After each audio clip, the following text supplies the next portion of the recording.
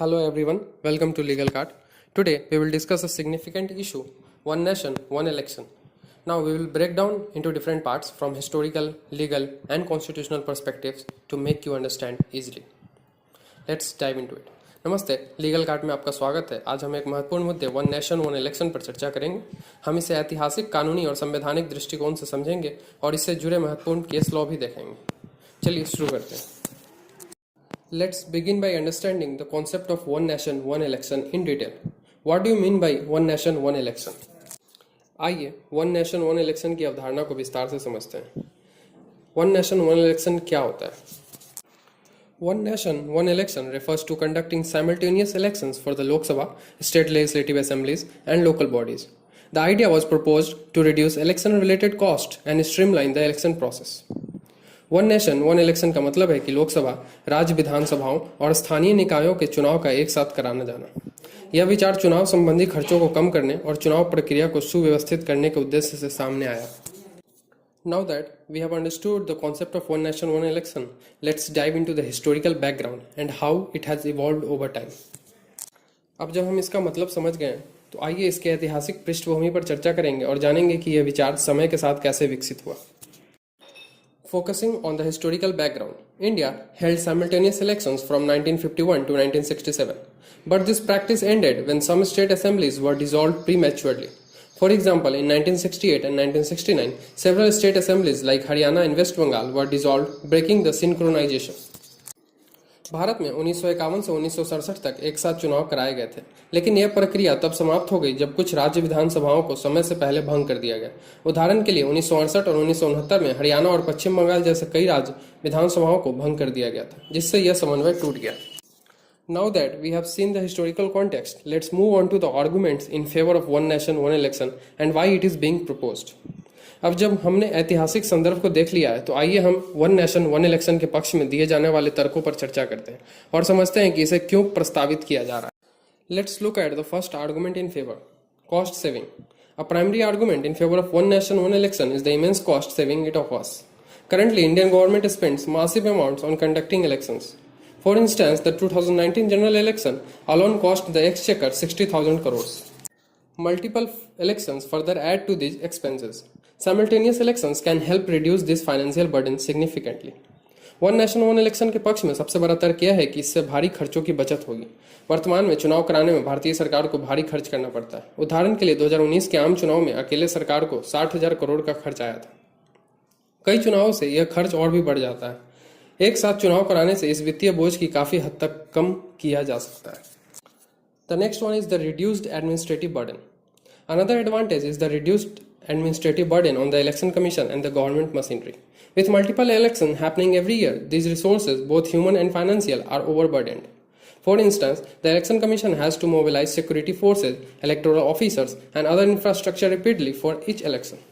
Simultaneous elections will streamline this process.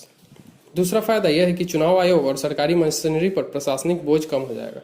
हर साल कई चुनावों के चलते संसाधनों, मानव और वित्तीय दोनों पर अत्यधिक दबाव पड़ता है। उदाहरण के लिए चुनाव आयोग को हर चुनाव के लिए बार बार सुरक्षा बलों, चुनाव अधिकारियों और अन्य बुनियादी ढांचों को जुटाना पड़ता है। एक साथ चुनाव होने से यह प्रक्रिया सुव्यवस्थित हो जाएगी। The third one is the frequent elections disrupt governments. Frequent elections lead to the imposition of the Model Code of Conduct (MCC), which restricts the government ability to launch new projects or make policy decisions. For example, during the 2017 assembly elections in Uttar Pradesh, several crucial development projects were delayed due to the MCC. Simultaneous elections will ensure smoother governance and uninterrupted decision making. बार-बार चुनाव होने से आदर्श आचार संहिता (MCC) लागू हो जाती है, जो सरकार को नई परियोजनाएं शुरू करने या नीतिगत निर्णय लेने से रोकती है। उदाहरण के लिए 2017 के उत्तर प्रदेश विधानसभा चुनाव के दौरान कई महत्वपूर्ण विकास परियोजनाएं MCC के कारण देरी से शुरू हुई।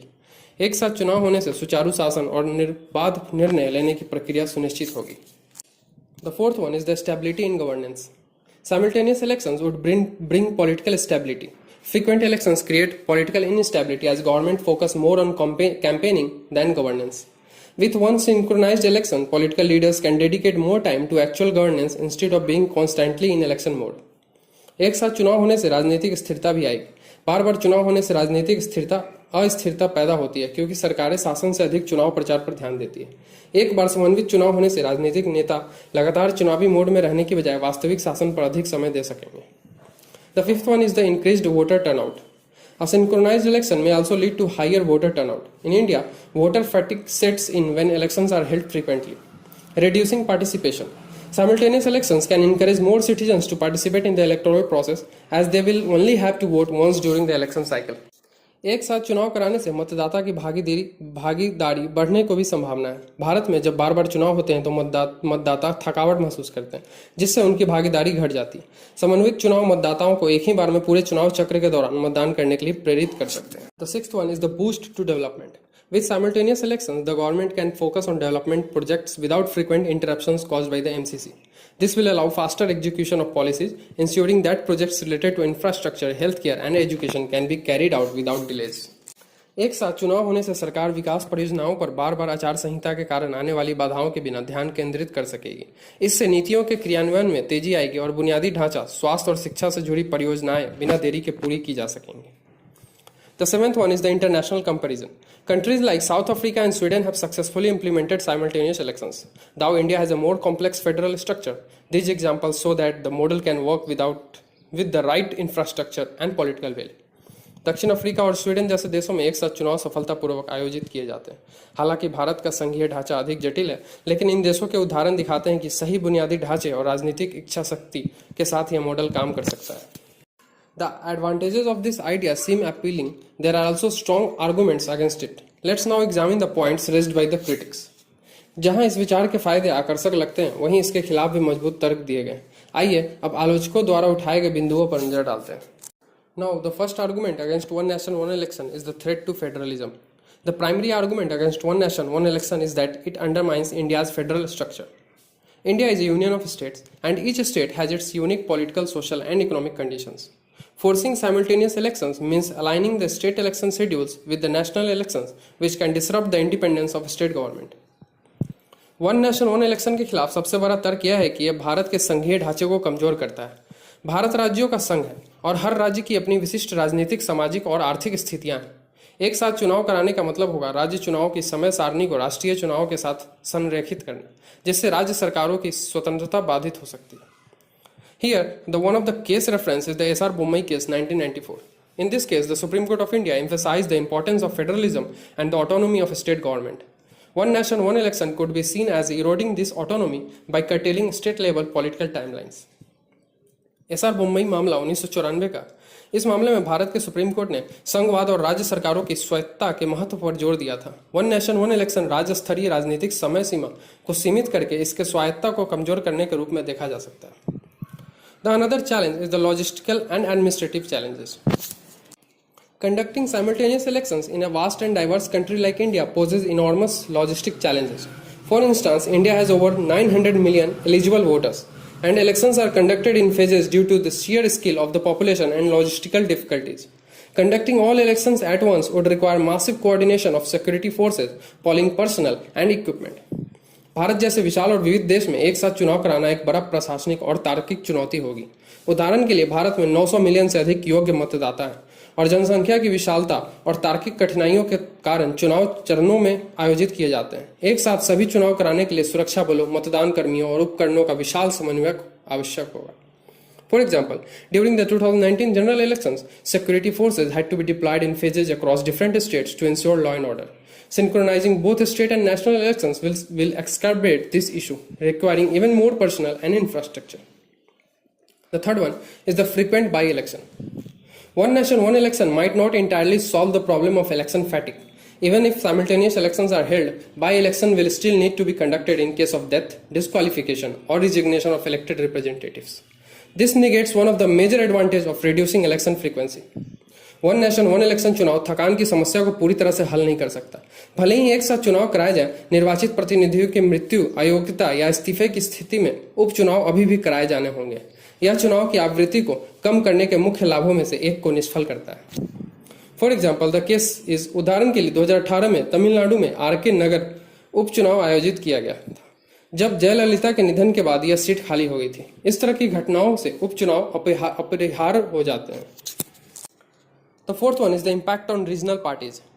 Simultaneous elections might also marginalize regional parties as national issues will likely dominate the election narrative. As smaller regional parties may struggle to gain visibility when elections for both national and state legislatures are held at the same time, which could weaken the representation of regional interest in the political process. एक साथ चुनाव क्षेत्रीय पार्टियों को भी हाशिए पर धकेल सकते हैं क्योंकि चुनाव विमर्श में राष्ट्रीय मुद्दे हावी रहेंगे। जब राष्ट्रीय और राज्य विधानसभाओं के लिए चुनाव एक साथ होंगे तो छोटे क्षेत्रीय दलों के लिए अपनी उपस्थिति दर्ज कराना मुश्किल हो सकता है, जिससे राजनीतिक प्रक्रिया में क्षेत्रीय हितों का प्रतिनिधित्व कमजोर हो सकता है। Case reference: in the many elections, regional parties such as the DMK in Tamil Nadu or TMC in West Bengal gain traction by focusing on state-specific issues. Simultaneous elections could dilute this focus as national narratives would dominate the election process. The fifth one is the legal and constitutional complications. Introducing simultaneous elections would require major constitutional amendments, especially to articles concerning the dissolution of state legislatures and Lok Sabha. For instance, Article 172 outlines the duration of state legislatures. To implement one nation, one election, several articles would need amendment, making the process complex. एक साथ चुनाव कराने के लिए संवैधानिक संशोधनों की आवश्यकता होगी, विशेष रूप से उन अनुच्छेदों में जो राज्य विधानसभाओं और लोकसभा के विघटन से संबंधित हैं। उदाहरण के लिए अनुच्छेद 172 राज्य विधानसभाओं की अवधि का निर्धारण करता है। वन नेशन वन इलेक्शन को लागू करने के लिए कई अनुच्छेदों में संशोधन करना होगा, जिससे यह प्रक्रिया जटिल हो जाएगी। Like the Keshwanand Bharti case 1973, the basic structure doctrine established in the case protects certain key features of the constitution. Any amendments that threaten federalism could potentially be struck down if deemed to violate this doctrine. The sixth one is the voter confusion. Another concern is voter confusion. With simultaneous elections, voter will have to make decisions on both national and state issues at the same time. This could lead to confusion, and voters might prioritize national issues over local concerns, leading to skewed results in state elections. एक और चिंता मतदाताओं की उलझन की है। एक साथ चुनाव होने से मतदाताओं को एक ही समय में राष्ट्रीय और राज्य के मुद्दों पर निर्णय लेना होगा। इससे उलझन हो सकती है क्योंकि मतदाता स्थानीय मुद्दों के बजाय राष्ट्रीय मुद्दों को प्राथमिकता दे सकते हैं, जिससे राज्य चुनावों के परिणामों में असमानता आ सकती है। For instance, during the 2019 Lok Sabha elections, many voters might have focused on national security and economic development as key issues. If state elections were held simultaneously, local governance and development might not have received adequate attention. The seventh one is the curtailing democracy. A key criticism is that by aligning the terms of both the central and state governments, the democratic principle of holding elections at regular intervals is undermined. Dissolving a state assembly before its natural term to synchronize with national elections could potentially deny voters their right to decide their state government in real time. एक प्रमुख आलोचना यह है कि केंद्रीय और राज्य सरकारों की शर्तों को संरेखित करके नियमित अंतराल पर चुनाव कराने के लोकतांत्रिक सिद्धांत को कमजोर किया जाता है। राष्ट्रीय चुनावों के साथ समन्वय के लिए राज्य विधानसभा को अपने प्राकृतिक कार्यकाल से पहले भंग करना मतदाताओं को उनके राज्य सरकार के बारे में वास्तविक समय में निर्णय लेने के अधिकार से वंचित कर सकता है। Having understood the concerns raised by opponents, let's explore the constitutional aspects and what kind of amendments would be necessary to make this concept a reality. विरोधियों द्वारा उठाई गई चिंताओं को समझने के बाद आइए संवैधानिक पहलुओं पर नजर डालते हैं और जानते हैं कि इस अवधारणा को वास्तविकता बनाने के लिए किन संशोधनों की आवश्यकता होगी। Let's focus on the constitutional amendments needed. To implement one nation, one election, significant amendment would be needed, especially to Article 83, the tenure of the Parliament, and 172, the tenure of the state legislatures. Amending these would require two-thirds majority in Parliament, which may be difficult to achieve due to political opposition. One nation one election को लागू करने के लिए विशेष रूप से अनुच्छेद 83 संसद का कार्यकाल और अनुच्छेद 172 राज्य विधानसभाओं का कार्यकाल में बड़े संशोधन करने होंगे। इन संशोधनों के लिए संसद में 2/3 बहुमत की आवश्यकता होगी, जो राजनीतिक विरोध के कारण प्राप्त करना कठिन हो सकता है। Now, as we have seen, the major constitutional changes are required for this concept. Let's now analyze how it could impact India's federal structure, which is central to our democracy. जैसा कि हमने देखा, इस अवधारणा के लिए बड़े संवैधानिक परिवर्तन आवश्यक है। अब आइए इस पर चर्चा करते हैं कि यह भारत की संघीय संरचना को कैसे प्रभावित कर सकता है, जो हमारे लोकतंत्र को मुख्य हिस्सा है। Here, the principle of federalism could be affected. State assemblies function independently of the Lok Sabha under the federal structure. The S.R. Bommai case 1994 reinforced the importance of state autonomy, ruling that the center cannot arbitrarily dismiss state governments under Article 356. संघवाद के सिद्धांत पर इसका प्रभाव पड़ सकता है। राज्य विधानसभाएं संघीय ढांचे के तहत लोकसभा से स्वतंत्र रूप से कार्य करती है। एसआर बोमई मामला 1994 में सुप्रीम कोर्ट ने राज्य की स्वायत्तता के महत्व को दोहराया और कहा कि केंद्र अनुच्छेद 356 के तहत राज्य सरकारों को मनमाने ढंग से भंग नहीं कर सकता। So, federalism is a key concern. But what about the challenges in implementation? Let's now talk about the practical difficulties that may arise when trying to implement one nation, one election. संघवाद एक महत्वपूर्ण चिंता है, लेकिन इसे लागू करने में आने वाली चुनौतियों के बारे में क्या? आइए अब इस पर चर्चा करते हैं कि वन नेशन, वन इलेक्शन को लागू करने में किस प्रकार की व्यवहारिक कठिनाइयां सामने आ सकती हैं। Now, let's look at the challenges in implementation. The biggest challenge would be getting political consensus. The ruling government would need to gather support from over 362 members of the Lok Sabha to pass the required constitutional amendments. Achieving this without bipartisan support would be difficult. सबसे बड़ी चुनौती राजनीतिक सहमति प्राप्त करनी होगी। सत्तारूढ़ सरकार को आवश्यक संवैधानिक संशोधन पारित करने के लिए लोकसभा में 362 से अधिक सदस्यों का समर्थन जुटाना होगा। बिना द्विदलीय समर्थन के यह हासिल करना कठिन हो सकता है। Now that we have discussed the potential challenge, now let's look at the judicial perspective, especially the role of Supreme Court in deciding whether such amendments would violate the Constitution's basic structure. हमने संभावित चुनौतियों पर चर्चा की है। अब आइए न्यायिक दृष्टिकोण पर नजर डालते हैं, खासकर सुप्रीम कोर्ट की भूमिका पर, जो यह तय करेगी कि क्या इस तरह के संशोधन संविधान की मूल संरचना का उल्लंघन करेंगे। While looking at the judicial perspective, the first one is the parliament can amend the constitution, but only if the basic structure is not altered. As per the Keshwanand Bharti case, the Supreme Court could review any attempt that alters the nature of Indian federalism. कानूनी रूप से संसद संविधान में संशोधन तो कर सकती है, लेकिन केवल तभी जब यह संविधान की मूल संरचना को न बदले, जैसा कि केशवानंद भारती मामले में सुप्रीम कोर्ट ने 1973 में कहा था। सुप्रीम कोर्ट भारतीय संघवाद की प्रकृति में किसी भी बदलाव का पुनरावलोकन कर सकता है। While the judicial aspect is crucial, it's also helpful to examine the comparative examples from other countries. Let's now compare how simultaneous elections work in places like South Africa and Sweden. जहां न्यायिक पहलू महत्वपूर्ण है, वहीं अन्य देशों के तुलनात्मक उदाहरणों को देखना भी उपयोगी होगा। आइए अब देखते हैं कि दक्षिण अफ्रीका और स्वीडन जैसे देशों में एक साथ चुनाव कैसे काम करते हैं। Let us take the example of South Africa. In South Africa, elections for the national parliament and provincial legislatures are held simultaneously every 5 years. This has streamlined their election process and reduced costs. However, South Africa has a more centralized federal structure than India, which makes it easier to manage synchronized elections. दक्षिण Africa में राष्ट्रीय संसद और प्रांतीय विधानसभाओं के चुनाव हर 5 साल में एक साथ कराए जाते हैं। इससे उसके चुनावी प्रक्रिया में सुधार हुआ है और खर्चों में भी कमी आई है। हालांकि दक्षिण अफ्रीका की संघीय संरचना भारत की तुलना में अधिक केंद्रित है, जिससे एक साथ चुनाव कराना आसान होता है। While South Africa's simultaneous election system works efficiently, India's diverse and decentralized federal system with more autonomy given to states makes synchronized elections more challenging. हालांकि दक्षिण अफ्रीका का एक साथ चुनावी प्रणाली कुशलतापूर्वक काम करता है, भारत की विविध और विकेंद्रित संघीय प्रणाली, जहां राज्य को अधिक स्वायत्तता दी गई है, एक साथ चुनाव को अधिक चुनौतीपूर्ण बना देती है। There, the South Africa has a centralized structure, while India's state have a greater degree of autonomy under its constitution. Example, the Article 356, which poses challenges in terms of election synchronization. Now, let's take the example of Sweden. In Sweden, both parliamentary and municipal elections are held together every 4 years. Their political system is highly cohesive, which facilitates simultaneous elections. Sweden में संसदीय और नगर पालिका चुनाव हर 4 साल में एक साथ कराए जाते हैं। उनकी राजनीतिक प्रणाली अत्यधिक संगठित है, जो एक साथ चुनाव कराने में मदद करती है। Now, unlike India, where the federal system provides significant autonomy to states, Sweden has a unitary system. The decentralized nature of Indian governance makes Sweden's simultaneous election system difficult to replicate.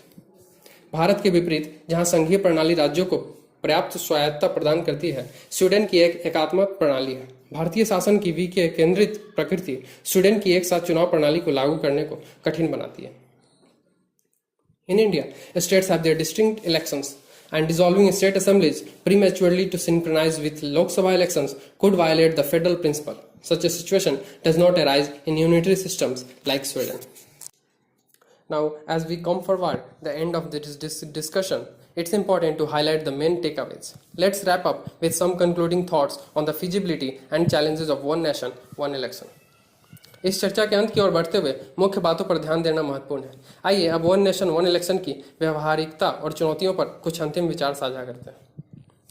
With that, let's see. To conclude, while one nation, one election offers economic benefits, it poses significant constitutional and federal challenges. The political and judicial debates around this will shape India's future governance. अंत में one nation one election आर्थिक लाभ प्रदान तो करता है, लेकिन इससे संवैधानिक और संघीय ढांचा पर महत्वपूर्ण चुनौतियां भी पैदा होती हैं। इस पर होने वाले राजनीतिक और न्यायिक बहसें भारत के भविष्य के शासन को आकार देंगी। With that, we have covered all aspects of one nation, one election. Make sure to subscribe to Legal Card for in-depth legal discussions. इसके साथ ही हमने वन नेशन वन इलेक्शन के सभी पहलुओं को कवर कर लिया है और अधिक कानूनी चर्चाओं के लिए लीगल कार्ड को सब्सक्राइब करना न भूलें। Thank you for watching. Thank you. जय हिंद, जय भारत। देखने के लिए धन्यवाद। जय हिंद, जय Bharat. If you found this video informative, please like, share and subscribe to Legal Card for more in-depth legal analysis. Till then, thank you so much. अगर आपको ये वीडियो अच्छा लगा तो प्लीज़ लाइक करें, शेयर करें और लीगल कार्ड को सब्सक्राइब करें ताकि हम ऐसे ही आपके लिए आगे से वीडियो लाते रहें। तब तक के लिए शुक्रिया।